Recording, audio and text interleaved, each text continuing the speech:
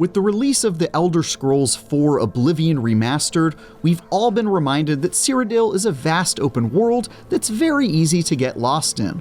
With 9 major cities, several guilds, and countless quests to undertake,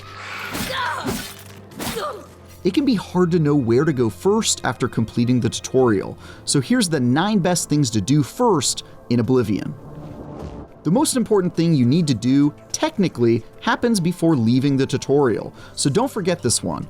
After creating your character, choosing your birth sign, class, and preferred attributes, and stumbling your way through the escape tunnels and sewers, you'll finally see the end in sight. It's at this point that it's highly recommended you create a save file. Upon reaching the sewer exit gate, you'll be given one last chance to effectively change any aspect of your character that you may not like, including their looks and stats, and even your name. This is very important, as anytime you want to try making a new character, you can use this save file instead of having to replay the lengthy tutorial section just to get back to the open world again. Since you can change your character's race and name before exiting, this makes it a much better way to create new characters or try different playstyles. Believe it or not, sleeping is an important part of the Elder Scrolls, as you'll need to sleep in a bed anytime you've increased your skills enough to trigger a level up. Not just any bed will do either. Your character can only sleep in beds that aren't owned by someone else, meaning you'll need to either scrounge around for public beds, pay to spend the night in an inn, or buy your own home. With even the cheapest, most ramshackle shack in the Imperial City costing 2,000 coins, it may take a bit of saving before you can call a place your own. Early on, you'll likely find several inns that you can stay at, but there are some great free alternatives if you know where to look. The first option is the abandoned shack in the Imperial City's waterfront district, south of the main city. It may not be your house, but it is unlocked, and the bedrolls inside aren't technically owned by the 2 characters that often squat in the shack. They may tell you that you need to leave, but they'll never actually act on it, those wimps, am I right? You're a big fat liar. Anyway, the second option lies to the north of the Imperial City at the town of Ailswell along the Red Ring Road. The place may look empty, but upon further inspection, you'll find out the residents are actually invisible. Agree to help them to start the Zero Visibility side quest, which involves seeking out a nearby wizard and getting friendly enough with him so that he gives you a scroll to reverse the effects. I've already given you the scroll! And a ring to equip so you don't suffer the scroll's side effects. If you're successful, the town's residents will offer you a free room at the Ailswell Inn that you can sleep in as much as you like. Even better, the room has a chest of drawers that you can use to store items inside without fear of them disappearing. One of the main features of any Elder Scrolls game is joining the different guilds that most align with your playstyle. Aside from the main quest line, the guilds offer the most engaging storylines as you work your way up the ranks and uncover conspiracies, mysteries, and evil plots. For melee-focused characters, the Fighters Guild offers steady work for solving problems with a weapon, while the Mages Guild will take on new members who show the right aptitude. Those who stick to the shadows can find a secret initiation to the Thieves Guild, while the more murderous character may draw the attention of the enigmatic Dark Brotherhood. Though it may not seem like it, there's actually nothing stopping you from joining every guild, and each guild offers different perks and amenities like free gear, places to stay, and access to crafting stations. Here's a quick primer on how to start each guild quest line if you need more info. Make sure to check out our full guide on IGN.com. To join the Fighters Guild, speak to a representative in Coral, Cheydinhal, or Anvil. To join the Mages Guild, speak to any of the guild leaders in any major city, excluding the Imperial City and Kvatch for some reason. The simplest way to join the Thieves Guild is to get caught stealing and go to prison, and you'll be approached after being released. Alternatively, speak to the beggars around the Imperial City waterfront to ask about the Grey Fox, or locate the secret meeting spot at the Garden of Dariloth in the waterfront district at midnight. To join the Dark Brotherhood, murder an innocent civilian, then go to sleep. You sleep rather soundly for a murderer.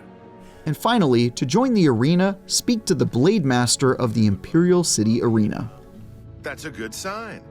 This one mostly applies to those of you who are opting for a sneaky character, but is a good thing to have in your back pocket regardless.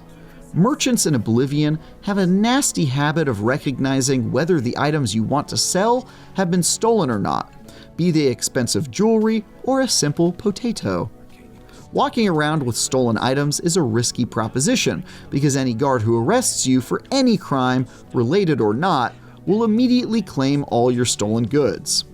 Luckily, you can unlock places to sell your ill-gotten gains by joining the Thieves Guild. By passing the initiation, you'll immediately have access to a fence named Ongar the World-Weary up in Bruma, who can buy up to 600 gold worth of hot items at a time. The farther up in the guild you climb, the more fences you'll unlock. Whether you're looking to make money fast, find better gear, or level up your skills, dungeons are Oblivion's bread and butter method of doing all three. There are over 100 caves, forts, mines, and ruins all across Cyrodil, and most of them contain random loot guarded by hordes of monsters. Be sure to seek out some of the nearest dungeons once you've left the Imperial sewers, as you'll find many nearby that can be a good source of early XP and loot to haul back to the nearby Imperial city. The Sideways Cave is located just to the southeast of the sewer you exit, where the world first opens up, likely full of assorted creatures. Vilverin is found just across the water from the sewer exit on a small island northeast of the Imperial city. Some bandits have taken up residence outside and early on in the interior, and there's valuable early loot to be found, such as these Welkin stones. Sinkhole Cave is located along the northwestern shore outside the Imperial city along the water's edge, and crawling with bandits. You'll find Zaznot Cave between the main bridge leading out of the Imperial city and the waterfront district to the south, full of bandits and quite a few chests in the final room. And finally, Fatback Cave is hiding on the farthest southern tip of the island of the Imperial city, on the other side of the Arcane University. Beware of goblins. Another early way to make a good amount of money fast is to create assorted potions and sell them whenever you can. You'll likely get a few alchemy tools like a mortar and pestle in the tutorial sewers, and finding other tools can increase the potency and therefore sell value of your potions. We recommend joining the Mages Guild, as they often leave alchemy tools and tons of ingredients lying around that you can freely take. Once you have the tools, seek out and collect as many ingredients as you can find, either from guild halls or just looking in barrels in the cities for unowned regents you can freely make your potions from. The realm of Cyrodil is a vast one, with many of its points of interest found deep in the wilderness, and running to explore each point of interest that appears on your map can take a while. Luckily, you can use horses in Oblivion to travel across the lands at greater speeds, though you do need to dismount to fight. Stables can be found near most of the major cities, but a good horse can set you back a lot of gold. One early way to get a free horse is simply by engaging the main quest line. All you need to do is follow the instructions you were given by the Blades to seek out Joffrey at Wayne Priory and tell him what happened. As you were given your new task, you'll have the ability to get a lot of supplies for free, including some nice early weapons and armor, potions, and most importantly, a free horse. It's not the fastest, but it's definitely faster than you, and great for traveling to unlock new areas to fast travel to later. Alternatively, you can also get a free horse from the horse armor lady right outside of the Imperial city. This horse is really slow, by the way. And if you still want to follow the main quest early for a bit longer, there's one more thing to look out for. The next main quest will send you to the city of Kvatch, where you'll soon find things have taken a turn for the worse. Deidre overran Kvatch last night. Your only real main objective is to find someone named Martin and bring him back to the Priory, but along the way you'll be asked to close the gate to Oblivion and then help retake the castle. While it is completely optional, helping out in the castle portion of the main quest is well worth your while for a few reasons. Enemies have a nasty habit of leveling alongside you, and in certain areas this can make some places fairly deadly once you've leveled up just a bit. Castle Kvatch is one of these, and if you aren't careful, the enemies here can become very lethal unless you're either still low level or have leveled up quite a bit with excellent gear, which makes it a great place to clear out early on, given the allies helping you will have an easier time surviving too. The second reason to clear out the castle is that finishing this quest will give you an enchanted piece of armor, a great early reward considering how rare enchanted items are at the start of the game, as it bolsters both your strength and endurance. Also, if any Imperial soldiers fall while assisting you, make sure to take the weapons and armor you need from them. They have pretty good stuff this early on, and you don't get to loot these guys very often. Eventually, you're going to run into certain types of monsters, like ghosts or wraiths, that appear to be entirely immune to your attacks. In fact, these monsters are immune to physical attacks, unless you can find a workaround. For mages, you can still simply blast them apart with spells, but fighters or sneaky archers will still need something else to get the job done.